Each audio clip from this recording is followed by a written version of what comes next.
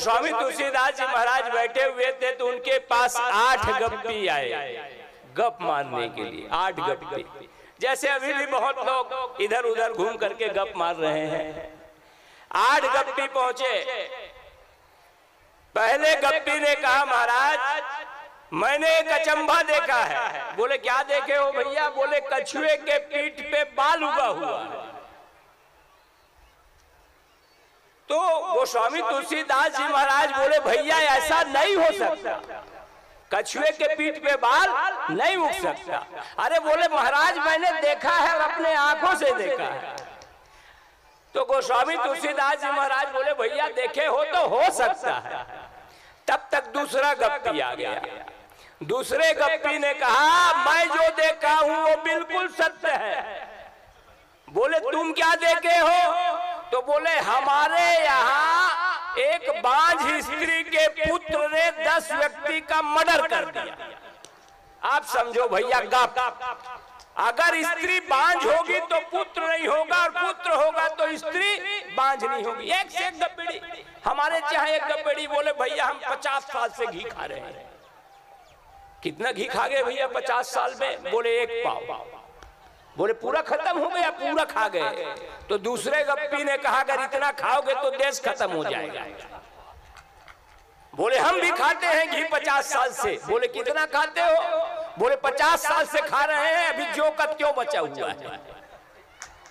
अरे बोले भाई दोनों खाने। बोले खाने का तरीका है। बोले कैसे?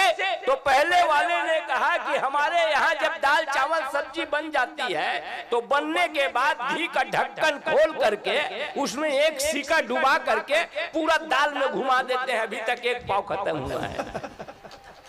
अरे दूसरे ने कहा खाने का तरीका हमसे सीखो।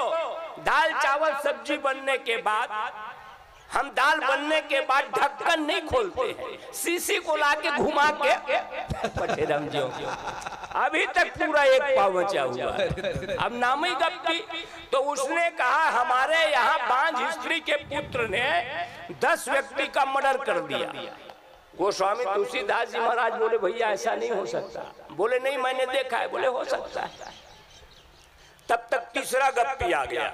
तीसरे गप्पी ने कहा महाराज हमारे यहाँ पौनी में खरगोश के सींग उगे हुए थे।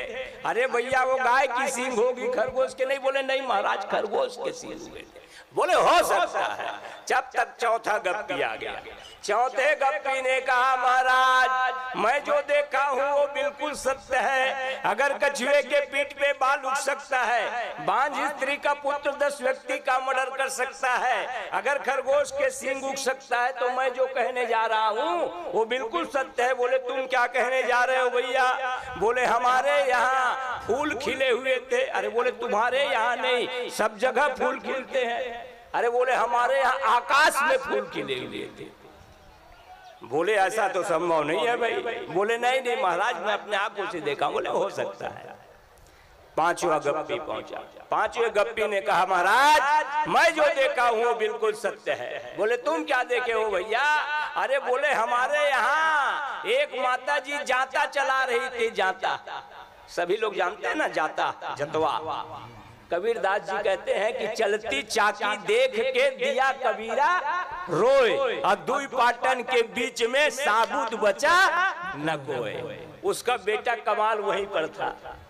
बोले चलती चाकी देख के हंसा कमाल ठठाए। कमाल हंसने लगा। कबीरदास जी ने कहा बेटा मैं रो रहा हूँ तुम हंस रहे हो। कमाल ने कहा पिताजी यही तो दुनिया है। बेटा बाप कमाता है और बेटा सिगरेट पी के उड़ा जाता है। लेकिन पिताजी जो मैं देख रहा हूँ वो आप नहीं देख रहे। बोले तुम क्या देख रहे हो बेटा?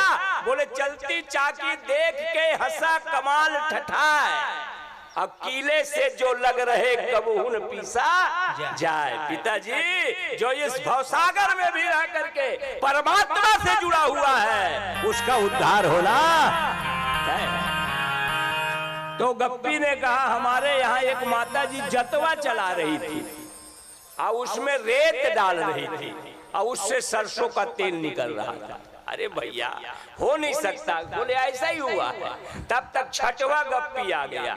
छठवें गप्पी ने कहा महाराज हमारे यहाँ तो बर्फ से अग्नि का प्रादुर्भाव हो रहा था, बर्फ से अग्नि निकल रही थी। अरे बोले भैया नहीं हो सकता। बोले ऐसा हुआ है। बोले हो सकता है। तब तक सातवां गप्पी आ गया। सातवें गप्पी ने कहा महाराज अगर कछुए के पीठ पे बाल उग सकता है, बंध्या स्त्री का पुत्र 10 व्यक्ति का मर्डर कर सकता है, खरगोश के सींग उग सकते हैं, बर्फ से अग्नि का प्रादुर्भाव हो सकता है, रेत के डालने से सरसों का तेल निकल सकता है, तो मैं जो कह रहा हूं वो बिल्कुल सत्य है। गोस्वामी तुलसीदास जी महाराज बोले भैया तुम भी सुनाओ, तुम क्या कह रहे हो? बोले हमारे यहाँ एक माता जी मंथन कर रही थी। बोले किसका? दही का? बोले नहीं। तो बोले पानी का, अब उसमें से घी निकल रहा था। गोस्वामी तुलसीदास जी महाराज बोले भैया ऐसा नहीं हो सकता, लेकिन तुम देखे हो तो हो सकता है। तब तक आठवां गप्पी पहुंच गया विष्णु भैया, और आठवें गप्पी ने कहा महाराज जी मैं जो कह रहा हूं वो बिल्कुल सत्य है। बोले तुम क्या कह रहे हो? तो गोस्वामी तुलसीदास जी के सामने दोनों हाथ जोड़ करके उस गप्पी ने कहा गोस्वामी जी हमारे यहाँ एक व्यक्ति था जो कभी कथा श्रवण नहीं किया, जो कभी गौ माता की सेवा नहीं की, जो कभी वृद्धों की सहायता नहीं किया, जिन्होंने कभी अपनी माँ बाप की सेवा नहीं की, जिन्होंने कभी यज्ञ नारायण का दर्शन नहीं किया, लेकिन जब दुनिया से जाने लगा तो उसके लिए विमान आया और विमान में चढ़ करके गया। कथा सुनने के बाद विमान आती है। भागवत के दो विद्वान बैठे हुए हैं दोनों तरफ, बीच में तो मैं मानस की कथा कह रहा हूं और बस ऐसी कह रहा हूं जो बड़ों से सुना हूं। वही गोकर्ण ने धुलकारी को कथा सुनाई थी, विमान आ गया था। आज हरे कृष्ण आपको कथा सुना रहा है, विमान नहीं आएगा। और धोखे से कहीं विमान आ भी गया तो विमान में चढ़ करके जाएगा कौन? विष्णु भैया को कहीं पूछेंगे विमान में चढ़ करके स्वर्ग जाओगे? विष्णु भैया कहीं अभी नहीं जाते महाराज, एक बार आओ यज्ञ करा लेते हैं एक टक्की। अच्छा आपसे क्यों पूछेंगे लोग?